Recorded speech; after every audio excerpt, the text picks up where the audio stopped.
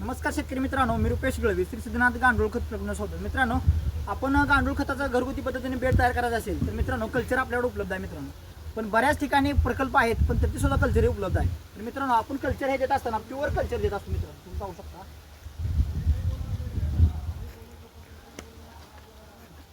अशा प्रकारचं कल्चर आपण देत असतो मित्रांनो. त्याच्यामुळे काय होतं, जास्त बीज आपल्याला येत असते. एका किलोमध्ये सर्वसाधारण 2000 ते 1500 ते 1700च्या आसपास गांडुळांची संख्या राहत असते मित्रांनो. त्याच्यामुळे काय होतं, आपला प्रकल्पाची जो गांडूळ खताचा बेड केलेला असतो तो लवकर आपल्याला तयार झालेला दिसून येत असतो. त्याच्यामुळे आपल्याला जास्त दिवस त्याचा वेळ जात नाही मित्रांनो. म्हणजे 60 दिवसाच्या आत आपला बेड 100% निघत असतो मित्रांनो. त्याच्यामुळे प्रकल्पाची गांडूळ खतचं कल्चर घेत असताना चांगल्या प्रकल्पाची निवड करणं महत्त्वाची गरजे असतं मित्रांनो.